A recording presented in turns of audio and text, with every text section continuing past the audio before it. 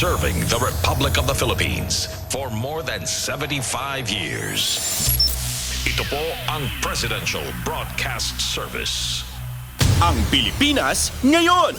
Narito na ang pinakamainit na mga balita na nakalap sa bawat sulok ng bansa. Ihahatid sa bawat Pilipino saan man kayo sa mundo.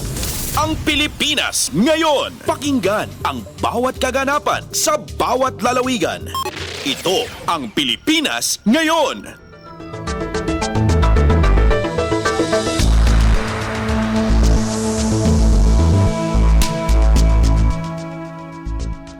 Magandang araw po sa ating mga tagapakinig. Welcome po ulit sa ating programang Ang Pilipinas Ngayon. Sa ngalan ni Ven Blones, ito po si Steph Vicente. Samahan niyo po ako sa kabuuan ng ating palatuntunan.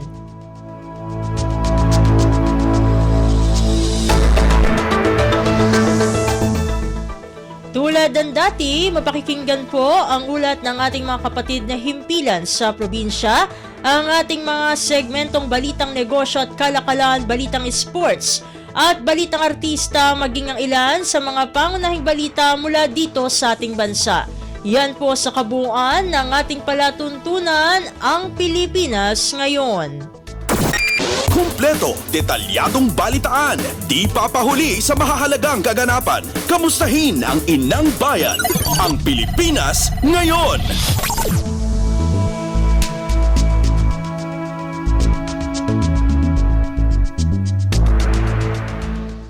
Sa mahalagang balita, dumalo si Pangulong Ferdinand R. Marcos Jr. sa kasal ng Royal Prince ng Brunei na si Prince Abdul Mateen sa commoner na si Yang Mulia Dayang Anisha Rosna binti Adam sa Brunei Darussalam nitong linggo Enero 14.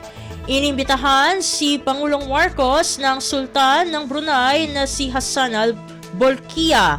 Sinimulan ang seremonya ng kasal sa Sultan Omar Ali Saifuddin Mosque sa Bandar Seri Begawan noong Huwebes. Batay sa tradisyon, 10 araw itong isinasagawa kaya nakatakda itong magtapos sa Enero 16. Nagkaroon ng parade at wedding reception na dinaluhan ng iba't ibang pinuno ng mga bansa. Si Prince Abdul Mateen ang ika-10 anak ng sultan, isang piloto at Royal Brunei Air Force Major. Ikinasal siya sa isang businesswoman na nagmamay-ari ng isang fashion brand at tourism company. Pasada ng mga balita mula sa Pilipinas para sa mga Pilipino saan man sa mundo. Ang Pilipinas ngayon!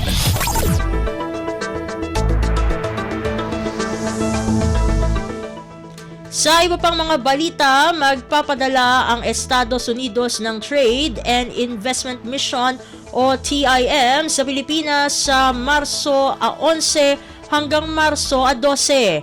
Ayon kay White House National Security Council spokesperson Adrienne Watson, nagpatupad o pagtupad ito ni US President Joe Biden sa commitment kay Pangulong Ferdinand R. Marcos Jr. pagdating sa pagpapaunlad ng ugnayan ng Amerika at Pilipinas at pagkilala sa karapatan sa paggawa sa ibang bansa. Sinabi ni Watson na pangunahan ni US Secretary of Commerce Gina Raimondo ang delegasyon.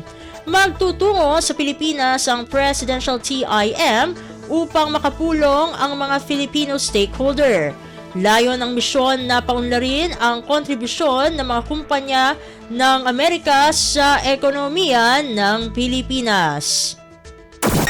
Kumpleto, detalyadong balitaan, di papahuli sa mahahalagang kaganapan. Kamustahin ang inang bayan, ang Pilipinas ngayon!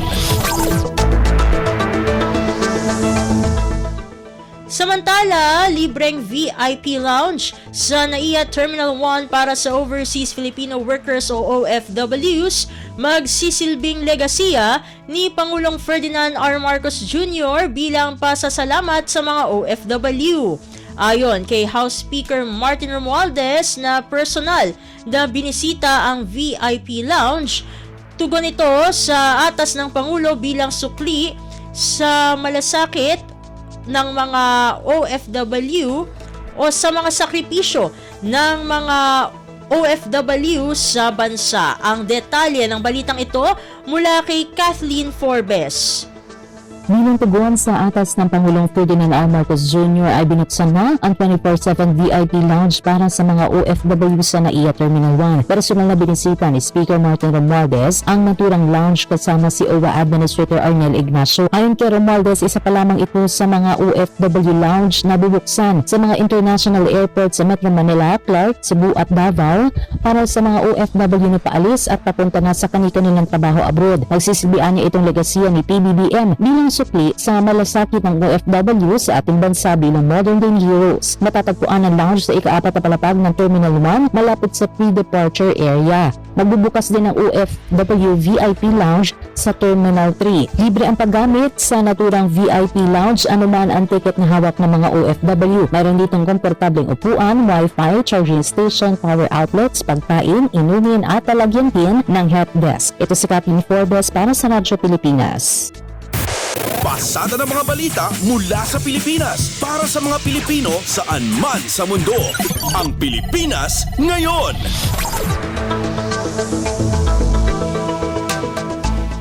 Samantala, ipinagmalaki ni Pangulong Ferdinand R. Marcos Jr. na wala ng aktibo o aktibong New People's Army o NPA Guerrilla Front sa bansa simula Disyembre noong nakaraang taon. Ayon sa Pangulo, ito ay resulta ng pinagsanib na puwersa sa pagsisikap ng mga sundalo, pulis at kagawaran ng tanggulang pambansa o Department of National Defense.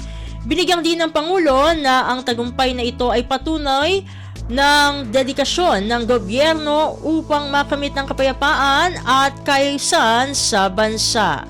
Last year, nakapag-neutralize tayo ng 1,399 members of communist and local terrorist groups. Nakakuha tayo ng 1,751 na firearms, na baril, through capture, confiscation, recovery, and sa mga surrender. Ngayon, maaari na nating mai-report na wala nang active NPA guerrilla front as of December of 2023. Si Pangulong Ferdinand R. Marcos Jr.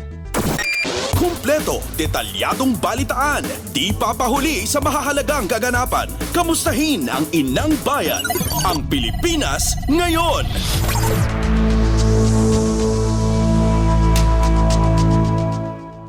Samantala, tiniyak ni Pangulong Ferdinand R. Marcos Jr. na magpapatuloy ang gobyerno sa pagbabantay laban sa terorismo sa kabila ng matagumpay na pagbuwag sa guerrilla fronts ng New People's Army o NPA. Ayon kay Pangulong Marcos, bagamat naiulat ang zero active guerrilla fronts, aminado ito na kailangang ipagpatuloy ang counter-insurgency efforts ng pamahalaan upang mapaigting ang internal security ng bansa. Ngayon, maaari na nating mai-report na wala nang active NPA guerrilla front as of December of 2023. Kaya patuloy natin ipaglalaban ito. Si Pangulong Ferdinand R. Marcos Jr. Pasada ng mga balita mula sa Pilipinas para sa mga Pilipino saan man sa mundo. Ang Pilipinas ngayon.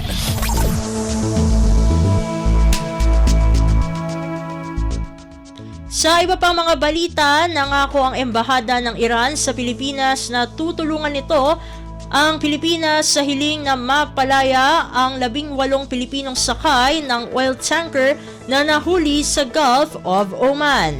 Ayon sa Department of Foreign Affairs o DFA, nangako ng tulong ang Iranian Ambassador, patunay na kasama ang mga Pilipino sa nadakip. Sa ngayon, naghihintay pa ang DFA sa ulat ng embahada sa sitwasyon ng 18 Pilipinong seafarers. Sinabi naman ni DFA Undersecretary for Migrant Workers Affairs, Eduardo Jose de Vega, na tiniyak ng Iranian Ambassador na pagsisikapan nilang mapalaya ang mga Pilipino sa lalong madaling panahon. Hinuli ng Iran ang Marshall Island flag oil tanker na ST Nicholas sa Gulf of Oman habang tumatawid ito sa Iraqi port ng Basra at Turkey. Naging mainit ang atensyon o naging mainit sa atensyon ang naturang oil tanker dahil naglalaman ito ng mahigit 980,000 bariles ng Iranian crude oil at nakumpiska ng Amerika sa isang operasyon. Kumpleto, detalyadong balitaan, di papahuli sa mahahalagang kaganapan. Kamustahin ang inang bayan, ang Pilipinas ngayon.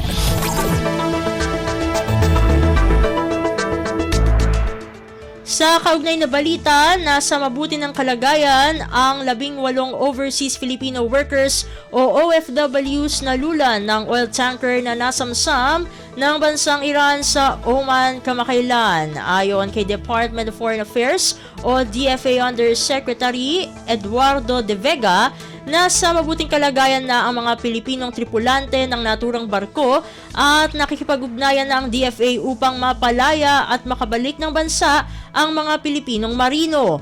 Dagdag ni De Vega na nakipag-ugnayan na rin sila sa pamilya ng mga Pilipinong marino upang hindi na mangamba ang mga ito sa sitwasyon ng kanilang mga kaanak. Samantala, pansamantalang nasa kustodiya ng Iran ang 18 Pilipinong mandaragat habang inaasikaso ng pamahalaan ang pag-uwi nila dito sa Pilipinas. Pasada ng mga balita mula sa Pilipinas para sa mga Pilipino saan man sa mundo. Ang Pilipinas ngayon.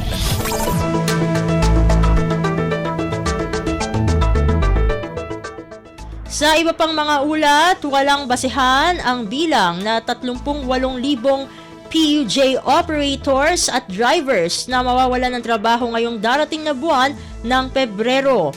Nilinaw ng Land Transportation Franchising and Regulatory Board o LTFRB na maliit na bilang na lamang o nasa 629 ang kumpirmadong unit ang bigong makasali sa konsolidasyon matapos ang deadline noong Disyembre. Ang detalye ng balitang ito mula kay Mary Ann Bastasa.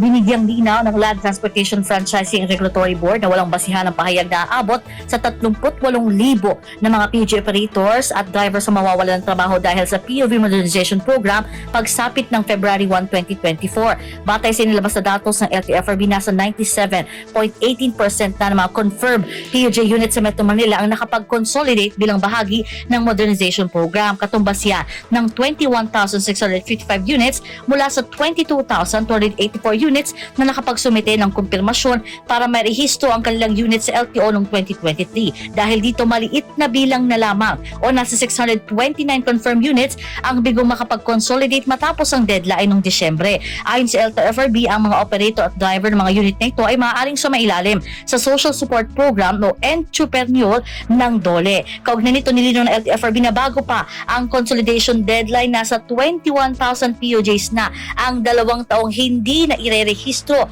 na siya namang maituturing ng pag-abandona sa kanilang ruta at sapat na dahilan para sa kanselasyon ng kanilang CPC. Ito si Meron Bastasa para sa Radyo Pilipinas. Kumpleto, detalyadong balitaan, di papahuli sa mahahalagang kaganapan. Kamustahin ang inang bayan, ang Pilipinas ngayon.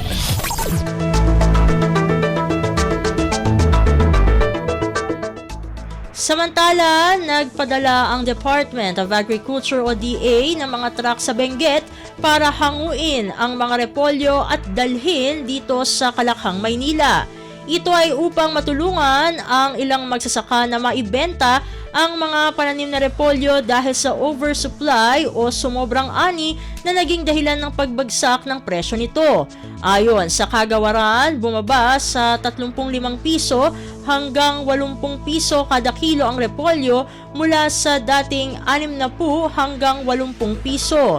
Nangyari ang oversupply bago ang inaasahang pagtama ng El Nino ngayong taon. Tiyak naman ng DA na may nakahanda itong hakbang upang maibsan ang epekto ng El Nino sa sektor ng agrikultura.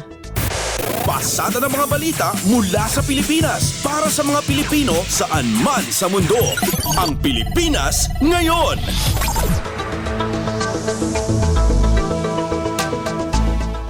Samantala, PNP Chief Police General Benjamin Acorda Jr. pinuri ang pagkakaaresto ng Criminal Investigation and Detection Group o CIDG sa leader ng Salas Criminal Gang. Ang leader ng grupo na si Ernesto Dumon Salas na matagal nang tinutugis ng batas ay nahaharap ngayon sa patong-patong na kaso. Ang detalye ng balitang ito mula kay Leo Sarne.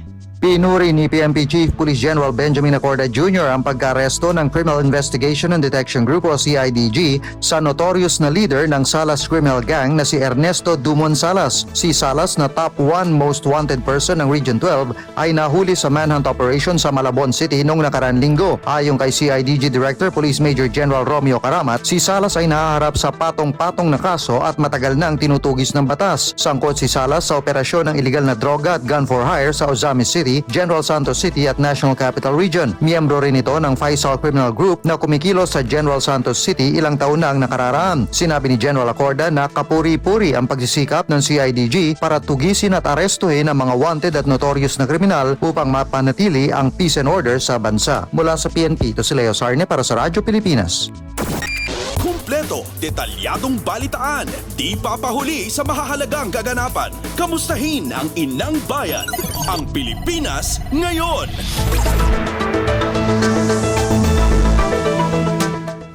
Sa iba pang mga ulat, tiniyak ng pamunuan ng Light Rail Transit Authority o LRTA ang sapat na power supply sa buong linya ng LRT Line 2 kaya asahan na ang magandang takbo ng mga tren nito.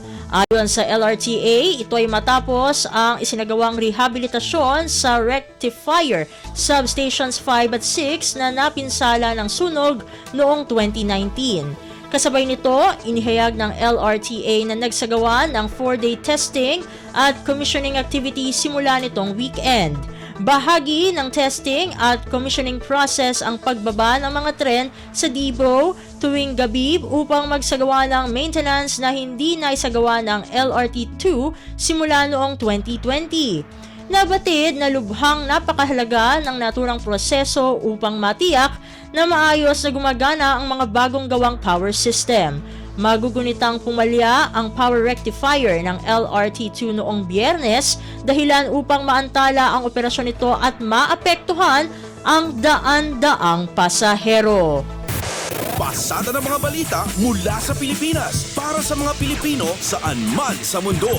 Ang Pilipinas ngayon.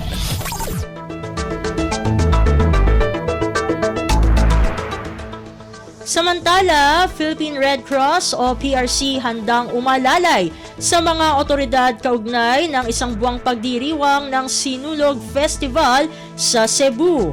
Ayon kay PRC Chairperson at dating Senador Richard Gordon, handa na ang mga tauhan at mga kagamitan ng PRC para sa nasabing pagdiriwang. Ang detalye ng balitang ito mula kay J. Mark Dagala. Handa na mga tauhan, gayon din ang mga kagamitan ng Philippine Red Cross o PRC para umalalay sa mga otoridad kaugnay ng isang buwang pagdiriwang ng Sinulog Festival sa Cebu. Ayon kay PRC Chairman at dating Senador Richard Gordon, naabot sa 200 tauhan nila ang ipinakalat buhat sa kanilang chapter sa Cebu City, Lapu-Lapu at Cordova bilang mga emergency medical service para magsilbing foot patrollers. Kasama rin dito ni Gordon ang kanilang standby teams mula sa Water Search and Rescue, Medical Corps, in-house doctors at welfare teams para magbigay ng first aid sakaling kailanganin. Samantala, inabisuhan naman ni PRC Secretary General Dr. Gwendolyn Pang ang publiko na gawin ng ibayong pag-iingat sa kanilang pakikilahok. Hinikayat din ito ang mga makikilahok sa mga aktibidad kaugnay ng sinulog na ugaliing bumisita sa kanilang mga social media platforms para sa mga abiso at paalala sa pagdiriwang. J. Mark Tagala, Radyo Pilipinas. Kumpleto, detalyadong balitaan, di papahuli sa mahahalagang kaganapan. Kamustahin ang inang bayan, ang Pilipinas ngayon.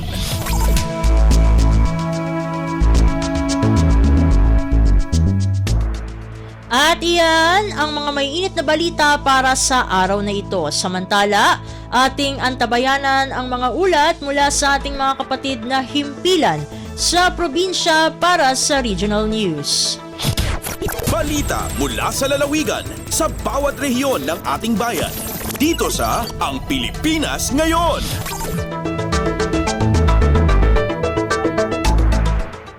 Narito na ang bugso ng ating mga regional news. Dumako muna tayo sa rehiyon ng Luzon. Kaso ng nasawi dahil sa dengue sa rehiyon 2 nitong 2023 umabot sa 25 ayon sa Department of Health o DOH. Narito ang buong balita na ihahatid sa atin ni April Racho mula sa Tuguegarao. Dumano iti 25 dagiti na ipadamag apimusay gapo iti dengue diti rehiyon 2 iti entero taon 2023. Sigun kini Dr. Romulo Peringando akaso ang bababada ito iti napasama kiti taon 2022 nga 27 iti 7,539 na bilang dagiti nagsakit diti rehiyon ket kaadwan na nakailista tinatay sa General Vizcaya nga datsyam 8 iti Isabela 4 iti Cagayan 3 iti Quirino kabayatan na may sa ti kaso ti Batanes rumrumora na udin ket addan iti nakaro a kondisyon dagiti musay a pasyente di na itaray ka dagiti ospital. Gapo ka daytoy ket papapigsa nita ti ahensya dagiti programa da kanagtultuloy nga ipapaayan ti maaramat amang kontrol ti panagraira ti dengue mosquito kadagiti nangato ti kaso na alug lugar diti rehiyon. Impalagip manon ti opisyal ti nainget a panangipatumpal iti 5S strategy daytoy ti search and destroy, seek early consultation, self-protection, support, fogging, no that outbreak, ken ti sustain hydration. Manipud Tuguegarao City daytoy na April sa Lucon Racho para iti Radyo Pilipinas World Service. Balita mula sa lalawigan sa bawat rehiyon ng ating bayan. Dito sa Ang Pilipinas Ngayon.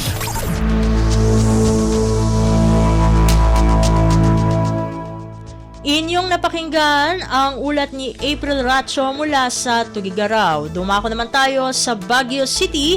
Department of Science and Technology o DOST Benguet tutulong sa issue ng umanong overproduction ng gulay. Ang kabuang ulat ihatid sa atin ni Jong Munar. Impanamnaman ni Sheila Marie Claver, Department of Science and Technology Provincial Science and Technology Director ti Benguet, nagtultuloy ti addangdan digitoy tapno makatulong tinasong ahensya may nagiti parekot ti oversupply tinateng. Inlawlawg na may isang addangda ket iti pa nakadevelop ti agriculture industry babaen ti smart science technology innovation. Inyarig na ti assistance na kadagiti manalong ang marigatan ti marketing iti produkto da nateng kas iti wumbok no sa dino may isang innovation nga injayada ket iti kimchi processing. Nasa unang agtultuloy mo iti panakasarita da kadagiting kantuan nga opisyal iti nasong ahensya tapno makapukal da pa iti daddu mga inobasyon iti beneg ti agrikultura. Imo namata na kinuna ni DOST Secretary Renato Solidum Jr. ang nakasagana da tumulong kadagiti manalon para ti panakadevelop ti produkto da anateng kenda dumapaya crops insingasing nang maadan kuma dagiti manalon iti collaboration ken makitay up kadagiti masaknan nga ahensya tapno aday ti leading agency amang manihar iti daytoy. Impaganatnet ni Solidum ang makatulong iti teknolohiya iti oversupply tinateng ken aramidan da iti kabaelanda tapno tumulong iti daytoy. Manipod iti Radyo Pilipinas Baguio, Jong Munar nang ipadamag para ti Radyo Pilipinas World Service. Balita mula sa lalawigan sa bawat rehiyon ng ating bayan. Dito sa Ang Pilipinas Ngayon.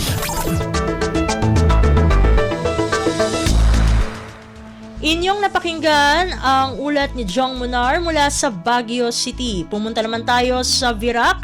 Bagong Provincial Director ng Catanduanes PNP nakipagdialogo sa media practitioners sa lalawigan.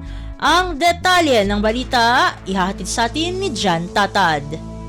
Nakipag-ulay sa media practitioner sa Catanduanes ang bagong Provincial Director kan PNP digdi na si Police Colonel Ryan Ador kaining Sabado, Enero 13. Inita nga ning mas mapatibay pasubuot ang koneksyon kan kapulisan sagkod ang mga tagapagbareta sa probinsya para sa mas malinas na paghatod kan mahalagang bareta sa publiko asin para sa pagtarabangan sa pagtunong kan kriminalidad. Sa iyang mensahe tinawan duon ni PD Ador na sa iyang iimplementaron sa probinsya ang APD o approachable, presentable and dependable na konsepto kan PNP Bicol Regional Director Police Brigadier General Andre Dizon. Dagdag pa kan bagong PD ang sa iyang serbisyo nakasentro subuot sa pagrespeto sa tao dawa ano pa ang estado kaini sa lipunan. Mientras tanto kasabay kan pakikipag-ulay kan bagong Provincial Director ng Catanduanes PNP, ipinamidbid naman sa media ang sa indang bagong Public Information Officer o PIO na si Police Major Rosalinda Gaston. Hali digdi sa Radyo Pilipinas Virac, ini si Jan Tatad para sa Radyo Pilipinas World Service. Balita mula sa lalawigan sa bawat rehiyon ng ating bayan. Dito sa Ang Pilipinas Ngayon.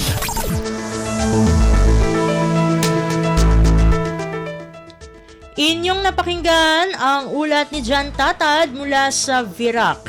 Dumako naman tayo sa rehiyon ng Kabisayaan, istriktong pagpapatupad ng curfew sa mga menor de edad sa Dumanhog, Cebu, nakatulong sa pagpapanatili ng kaayusan. Ito ay ayon sa Philippine National Police o PNP. Pakinggan ang kabuang ulat na ihahatid sa atin ni Carmel Matus mula sa Cebu. Human nga nakita ni Inin dakong abag sa kahapsay ug kalinaw sa lungsod, istrikto gihapon nga gipatuman ang curfew anlang sa mga menor de edad sa Dumanhog. Anaa sa 8 ka mga menor de edad ang gisikop sa paglapas sa gipatuman nga municipal ordinance sa nakalabayng semana. Sila gidala sa Dumanhog Police Station ug dito gipahinumduman sa mga lagda nga bawal sila mogawas na sa ilang panimalay gikan alas 10 sa gabi hangtod na sa alas 4 sa buntag. Gipahinumduman usab ang mga ginikanan sa mga menor de edad sa pagpahimangno usab sa ilang mga anak kalabot ni ini. Gipatuman ang istrikto nga curfew hours sa nakalabayng tuig aron malikayan usab nga ma-involve ang mga kabatan-unan sa mga illegal nga kalihukan ug malayo usab sila sa impluwensya sa illegal nga droga. Gikan dinhi sa Sugbo, kini si Carmel Matus para sa Radyo Pilipinas World Service. Balita mula sa lalawigan sa bawat rehiyon ng ating bayan. Dito sa Ang Pilipinas Ngayon.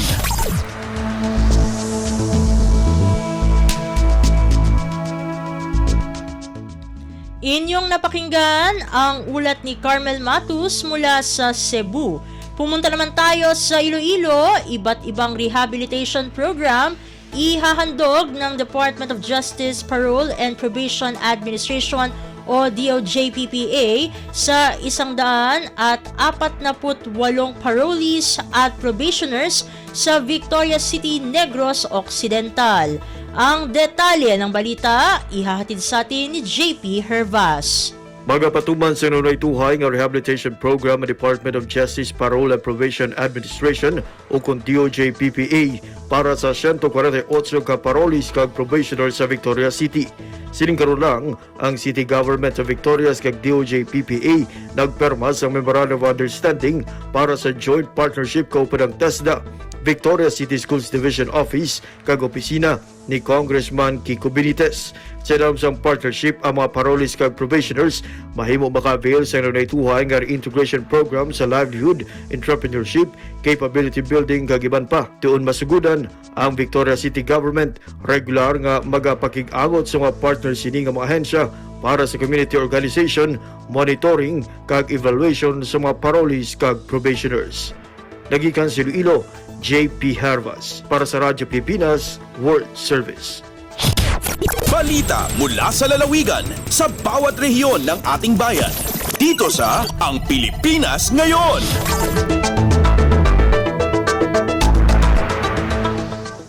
Inyong napakinggan ang ulat ni JP Hervas mula sa Iloilo. Dumako naman tayo sa rehiyon ng Mindanao. Insidente ng sunog sa lungsod ng Davao umakyat nitong nagdaang taon kumpara sa taong 2022. Umabot na sa 15 ang insidente ng sunog sa naturang lungsod ngayong buwan ng Enero ng 2024. Ang kabuang ulat ihatid sa atin ni Marcel Dasalia mula sa Davao. Misaka ang ihap sa insidente sa sunog sa syudad sa Davao sa tuig 2023 kung itandi sa tuig 2022. Sumala sa Bureau of Fire Protection sa syudad, kapin 600 ang natalang insidente sa sunog sa tuig 2023, samtang kapin 500 lamang sa tuig 2022. Mukabat usab sa 121 million pesos ang natalang damyos sa 2023 samtang 73 milyones sa tuig 2022. Sa kinatibukang ihap sa mga insidente sa sunog sa dakbayan, nanguna ang residential, ikaduha ang grass fire o bodega, ug ikatulo ang establishments diin nagunang hinungdan ang electrical short circuit. Ning tuiga, mikabat na sa 15 ka mga sunog ang natala sa Bureau of Fire ug tungod nini nagpahinumdum ang ahensya sa publiko nga mag-amping aron malikayan ang insidente sa sunog. Gikan dinhi sa Radyo Pilipinas Davao, Marcel Mamondasalia para sa Radyo Pilipinas World Service. Balita mula sa lalawigan sa bawat rehiyon ng ating bayan. Dito sa Ang Pilipinas Ngayon.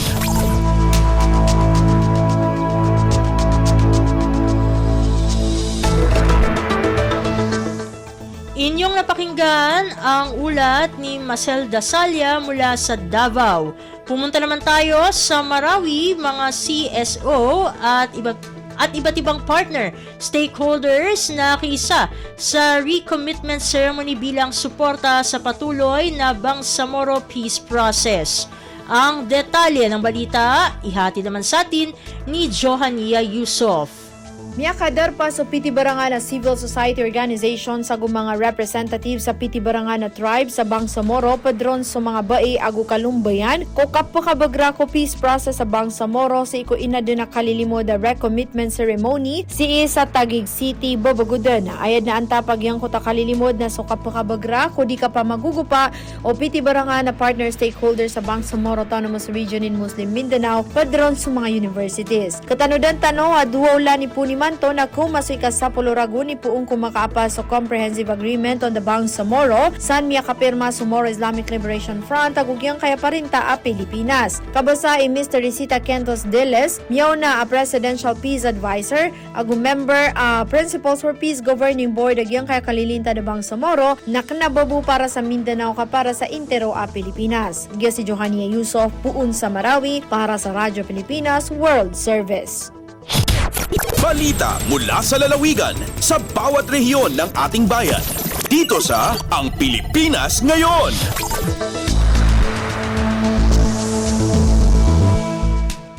Inyong napakinggan ang ulat ni Johania Yusof mula sa Marawi. Dito na natatapos ang ating regional news. Narito naman ang ating segmentong Balitang Negosyo at Kalakalan. Lagay ng ekonomiya, kalakalan, negosyo at iba pa. Atin ang alamin dito sa Ang Pilipinas Ngayon.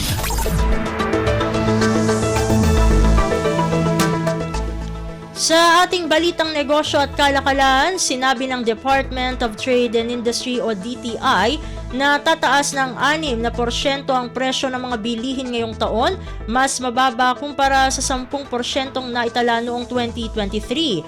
Ayon kay Assistant Trade Secretary for Consumer Protection Group, Amanda F. Nograles, 217 mga produkto ang nakalista sa kanilang Suggested Retail Price o SRP Bulletin kung saan 29% o 63 produkto ang mayroong price adjustment.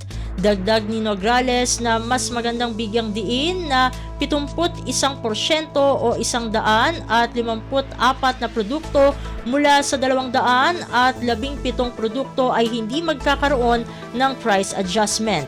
Ang mga produktong maapektuhan ng adjustments ay ang mga delatang sardinas, gatas, kape, tinapay, instant noodles, bottled water, processed canned meat at condiments. Samantala, ang mga produktong may price adjustment na hindi pagkain ay ang sabon, kandila at baterya.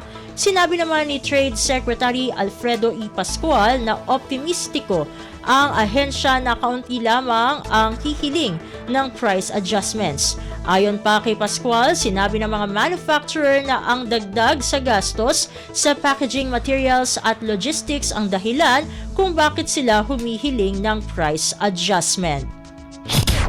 Lagay ng ekonomiya, kalakalan, negosyo at iba pa.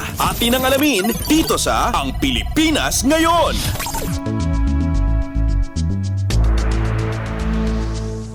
Samantala, on track ang pamahalaan sa kanilang timetable para sa pag-upgrade ng Ninoy Aquino International Airport o NAIA kung saan ang mananalo ng kontrata ay masisimulan na ang pag-opera at mintina ng paliparan sa Setyembre. Ayon kay Department of Transportation o DOTR Secretary Jaime Bautista, magbubukas ang technical proposals para sa proyekto nitong Lunes, Enero 15 at ang pagbubukas naman ng financial proposals ay sa Pebrero 7. Sinabi ni Bautista na sa Pebrero 14 ay ilalabas ang resulta ng financial evaluation at sa Pebrero 15 ang issue of notice of award at ang pirmahan ng concession agreement ay nakatakda naman sa Marso 15. May 4 na grupo na nagsubmit ng kanilang bid para sa 170.6 billion peso Public-Private Partnership Project para pagandahin ang NAIA. Ang mga grupong ito ay ang Manila International Airport Consortium, Asia Airport Consortium, GMR Airports Consortium, at SMC, SAP at Company Consortium. Sinabi ng Transportation Secretary na ang grupo na makapagbibigay ng proposal na mas maraming kikitain ang siyang mananalo ng kontrata para sa rehabilitasyon at pagmimintinan ng NAIA. Sakop ng kontrata ang paunang 15 taon, subalit pwede itong palawigin ng karagdagang 10 taon. Layunin ng proyekto na paramihin ang kapasidad ng NAIA mula sa 35 milyong pasahero ay dapat maging 62 milyon o mahigit pang pasahero kada taon. Lagay ng ekonomiya, kalakalan, negosyo at iba pa. Atin ang alamin dito sa Ang Pilipinas Ngayon.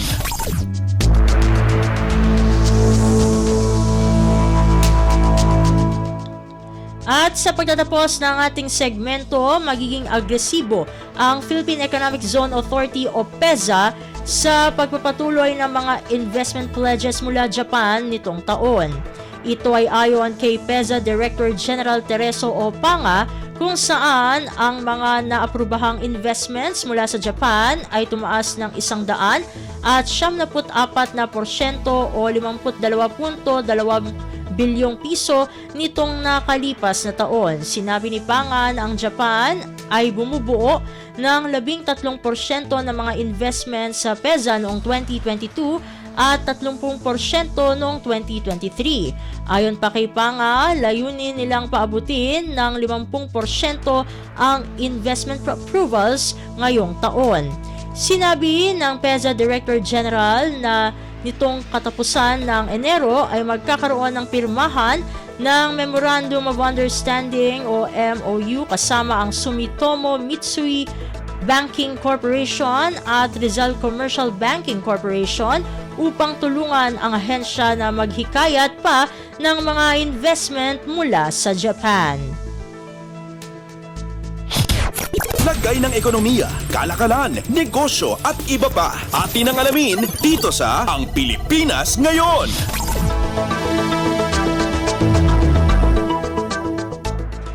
Inyong napakinggan ang ating segmentong Balitang Negosyo at Kalakalan. Narito naman ang ating segmentong Balitang Sports na ihahatid naman sa atin ng ating kasamang si Jay Arevalo. Updates at pinakahuling mga usapin sa mundo ng palakasan. Atin ang pakinggan dito sa Ang Pilipinas Ngayon. Magandang araw, narito na po ang sports balita. Nakopo ni 3-time Southeast Asian Games champion Carlo Biado ang korona ng second Chinese Taipei Open 9-ball pool championship na ginanap sa Holt Billiards Hall sa New Taipei City, Taiwan. Sa All-Filipino Finals, tinalo ni Biado ang kapwa Pinoy na si Bernie Regalario sa score na 13-7. Nakuha ng 40 anyos na si Biado ang premyong 10,000 dolyar habang 5,000 dolyar naman ang nakuhang premyo ng 19 anyos na si Regalario para sa second prize. Sa semifinals, tinalo ng 2017 World Pool Billiard Association or WPA World 9-ball champion na si Biado si Yang Chiu-lung ng Taiwan 11-9 at nanaig si Regalario kay World number 10 Aloysius Yap ng Singapore 11-10 para magtapat ang kapwa Pinoy sa All-Filipino Finals. Updates at pinakahuling mga usapin sa mundo ng palakasan. Atin ang pakinggan dito sa Ang Pilipinas Ngayon. Pararangalan sina PBA Bigman Junmar Fajardo at National Women's Football Team member Sarina Bolden sa San Miguel Corporation Philippine Sports Writer Association or SMC PSA Awards Night. Itong darating na Enero 29 sa Diamond Hotel. Makukuha ni Fajardo ang kanyang ika-6 na Mr. Basketball Trophy sa loob ng 7 taon. Naging bahagi ang 7-time PBA Most Valuable Player ng Gilas Pilipinas Squad na nakuha ang gintong medalya sa 32nd Southeast Asian Games sa Cambodia.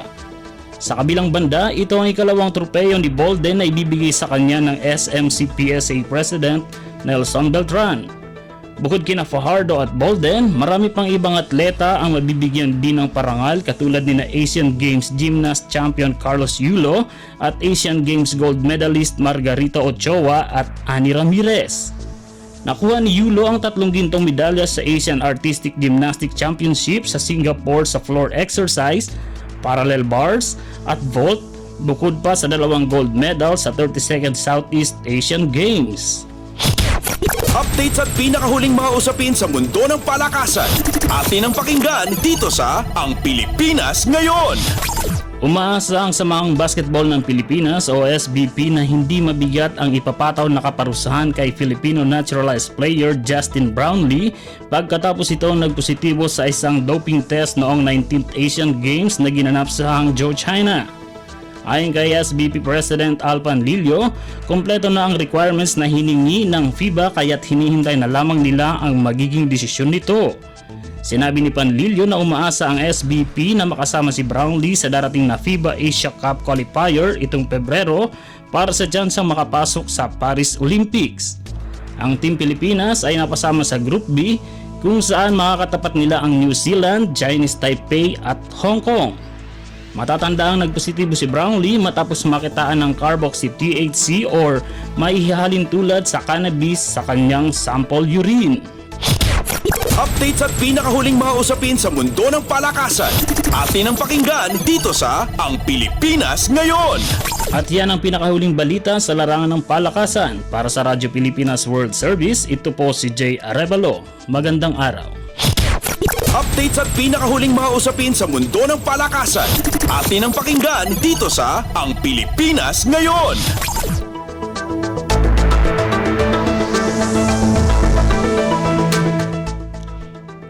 Maraming salamat Jay para sa ating segmentong Balitang Sports.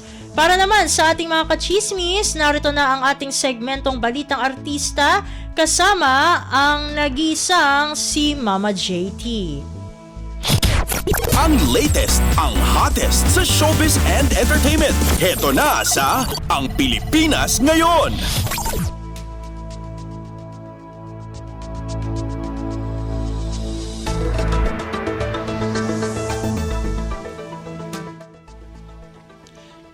Hello! Magandang araw sa ating mga chismoso at chismosang nag-aabang ng ating balitang artista. Nandito na si Mama JT para magatid ng mga trending na balita sa mundo ng showbiz. So ito na ang ratsyada ng mga chika.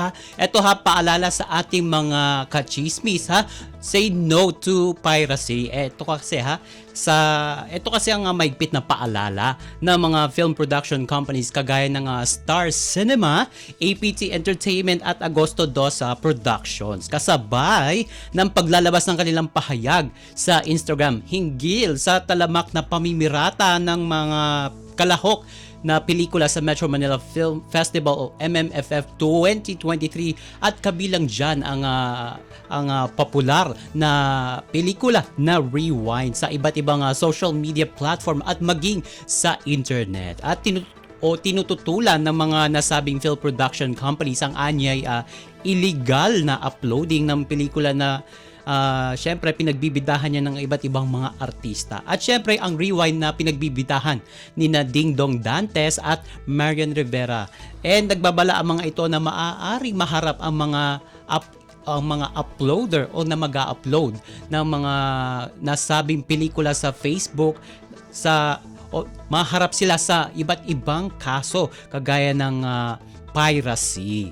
And patuloy naman ang mga ito o ang mga kumpanyang ito sa pagpapatanggal ng mga piniratang kopya ng naturang pelikula sa internet. Ito naman kasi ay naging usap-usapan ang pelikula, particular na ang Rewind dahil nga dun sa takbo ng storya na nakatuon sa pagmamahal sa pamilya at palaging pag-i-enjoy sa buhay dahil ang buhay ay walang rewind. O di ba? Parang nakaka-relate din ang ating mga manonood sa nasabing pelikula. Kaya naman tinatangkilik ang pelikulang ito maging maging ang pagda-download ng mga nasabing illegal content. Kaya sa ating mga kachismis dyan ha, say no to piracy. Samantala, ito fan alert para sa mga fan dyan ni Bel Mariano. Ito, may balita ako para sa inyo dahil ilulunsad ng kapamilya actor o actress at bida sa teleseryeng Can't Buy Me Love na si Bel Mariano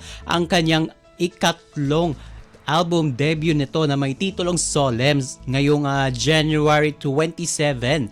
At ilo-launch ito ng TV Stars sa pakikipagtulungan ng music label arm ng ABS-CBN ang Star Pop.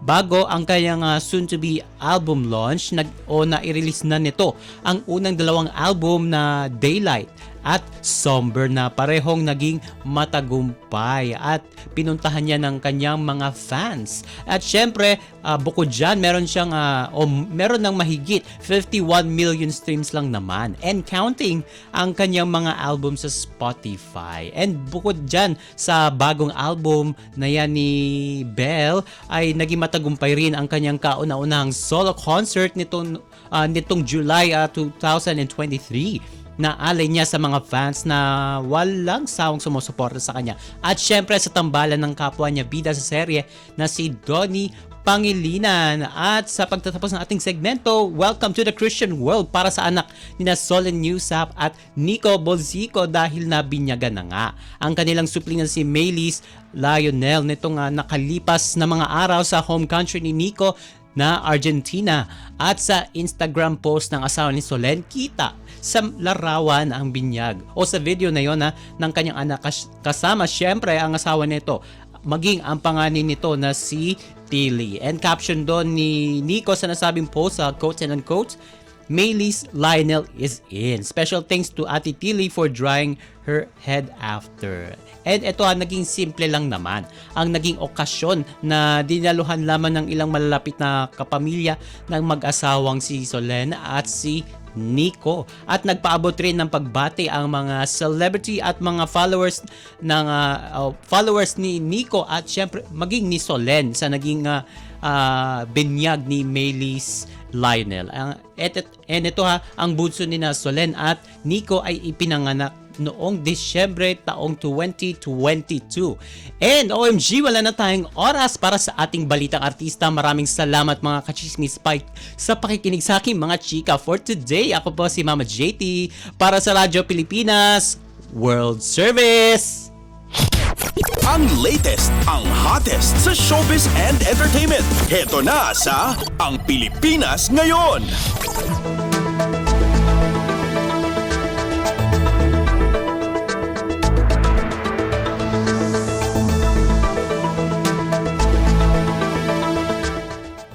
At yan ang naging kabuuan ng ating programa para sa araw na ito. Samantala, magpapasalamat muna tayo sa ating mga nakasama sa ating transmitter site sa Tinang. Sa studio, kasama natin si Milo Janela, Susan Aison at Anthony Pimentel. Pinasasalamatan din natin ang ating mga executive producer para sa araw na ito na sina Jerome Toledo at Leo Magpayo. Salamat din sa mga naghatid sa atin ng mga ulat mula sa Kamaynilaan at mga probinsya, pati na rin ang naghatid sa atin ng segmentong Balitang Sports na si Jay Arevalo at ng segmentong Balitang Artista na si Mama JT. At syempre, maraming salamat sa ating station manager na si Mr. Ray Sampang. Maraming salamat po hanggang sa susunod na edisyon ng ating palatuntunan. Huwag kalimutang mag-like, mag-follow at mag-subscribe na sa mga social media account ng Radyo Pilipinas World Service upang maging laging updated sa mga mahahalagang balita. Sa ngalan ni Ven Blones, ito po si Steph Vicente. Mabuhay po tayong mga Pilipino. At yan ang Pilipinas Ngayon. Muling samahan si Ven Blones sa parehong oras at alamin ang pinakahuling mga kaganapan at balita saan man kayo naroon. Ang Pilipinas Ngayon!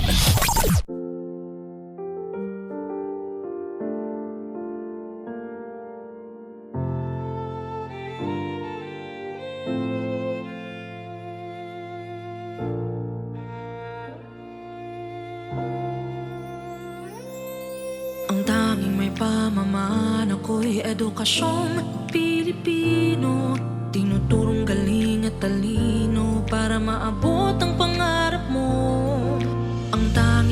ko sa'yo'y edukasyong Pilipino.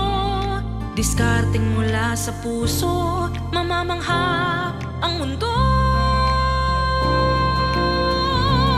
Matatag na mga guro, matatag sa mga pagsubok, matatag na mga mag-aaral, matatag na talino'y umiiral. Hinaharap ang hirap, walang takot sumugod, humahanap ng solusyon, ipaglaban ang edukasyon.